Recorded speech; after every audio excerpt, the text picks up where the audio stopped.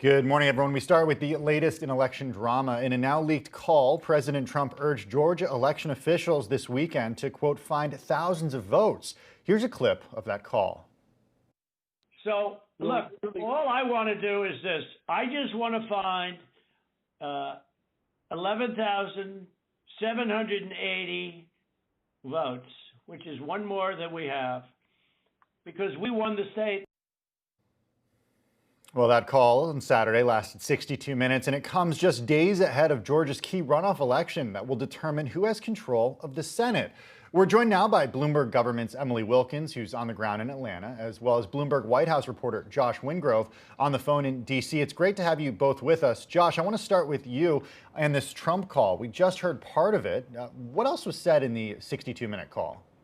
I mean, that was pretty much the sample. Trump went through a series of what are essentially conspiracy theories that have either been disproven in court or not yet proven. Many of them were struck down throughout the call by the Secretary of State and his staff, including his lawyer. Basically, Trump was pressuring them and sort of going back and forth between flattery and criticism, telling them that they needed to do something to find the votes. He said at one point in the call that he won Georgia by 400,000 votes. There's simply no evidence of this. I would point out that Georgia, of course, has a Republican governor, a Republican Secretary of State. They've already counted and recounted the results. They show the same thing. Biden won. And if you believe one other thing Donald Trump said on the call, it's that he thinks voters might not turn out on Tuesday because they aren't confident in the system. Of course, he's largely the reason they're not confident in the system.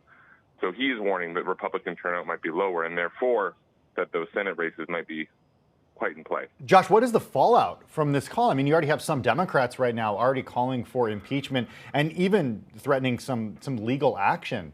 What repercussions could he face, if any? I mean, I think the most tangible repercussion will be on Tuesday, one way or the other. I mean, Democrats, some of them have called for beginning the impeachment process again, although some have noted, look, we would do this if it wasn't 2 weeks left in his term. The legal experts quoted in news reports on this seem to indicate that it would be a long shot at best to prosecute anyone on this. So I think really the question is Donald Trump sowing enough doubt among Republican voters in the system in Georgia, which again is Republican-led, that they might not bother showing up on Tuesday. And in that case, of course, if Democrats win both those seats, they take control of the Senate, and that would be a disaster for a lot of Republicans, particularly Republicans who sort of held their nose at these moments of Trump, thinking that, as long as we have the Senate majority, we'll make it through. Well, speaking of those Republicans, what are we hearing from those Republicans? Are any of them actually criticizing this call, or are they standing in lockstep with the president, as many of them have over the last 4 years?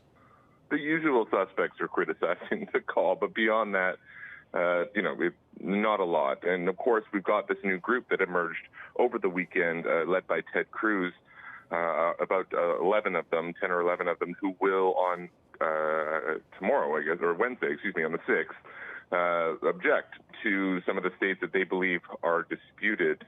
That has prompted pushback from Republican officials saying that they don't think that's a particularly conductive or a constructive move, that they think that this is normally a formality for the House to accept the electors from the states. To turn it into this political event they think is going to open up a can of worms. Emily, I want to go to you now. You're covering this in Atlanta when we do face that huge vote on Tuesday that will determine the outcome of who controls the Senate. How are candidates on the campaign trail responding to this call? Well, we had some immediate response yesterday when Vice President-elect Kamala Harris was in Savannah. She said that the phone call was a, quote, bald-faced abuse of power. We also saw Senate candidate Jon Ossoff weigh in and call it an attack on democracy. I'm curious what it means we talked about fallout and potential repercussions here. Josh referred to the idea of Tuesday sort of being potentially the biggest effect. Any indication on how this will keep voters going to the polls or keep them home? Well, Tim, I have talked to a lot of Republicans here in Atlanta and in Georgia on the whole, and a lot of them agree with the president. They think that there was fraud in the November 3rd election. They do think that suspicious things happened. And so in some regards, they are in line with the president on this particular point. However, a number of them also told me when I asked that they would also be going out to vote in the polls. Even though they have some concerns about fraud, they still think it's important to get their vote out there. But you really have seen the Republican Party from a national level really mobilize and target what they fear are voters who aren't going to vote in the runoff because of concerns about fraud. So how is this playing out within the Republican Party in Georgia? Because you have the Republican governor, Brian Kemp, and then, of course, the Secretary of State, who's been at the center of this, Brad Raffensperger, splitting with the president and pushing back against the president. How is this playing out locally in Georgia? We've heard from a lot of Republicans who are not very happy with their governor and with Secretary Raffensperger right now. I've heard a lot of criticism of them from certain members of the Republican Party. However, at the same point, there are other Republicans who are, I think, more moderate, perhaps more centrist, who have supported them, who have backed them, and certainly a number of Democrats have come out and praised them for kind of sticking to their points, sticking to the fact that they have done the investigations, they have counted the votes, they have audited, they have recounted the votes, and for sort of standing by those numbers and what the totals for the election were. Emily, as we get into the final 24 hours here of campaigning, what's the final message that candidates are making to their supporters to try to get them to turn out and get their votes? The main thing for both sides right now is the control of the Senate, that if Republicans win, they can block what they are calling the Democratic socialist wave. And Democrats are arguing that they need to be in power to make sure that they implement Joe Biden's agenda and it does not get blocked by Senate Majority Leader Mitch McConnell. Emily, we know the election results might take a while if, sort of any indication is what happened in November with the presidential election. In terms of your reporting, what are you expecting tomorrow? What are you expecting as far as the final tally goes? So we're expecting at least a couple days of waiting to see what the final results are because this election is expected to be so close. Obviously, if it's not as close as we're expecting, it might be a little bit faster. But one thing to keep in mind, we are expecting once the initial in-person voting is counted for Republicans to be in the lead.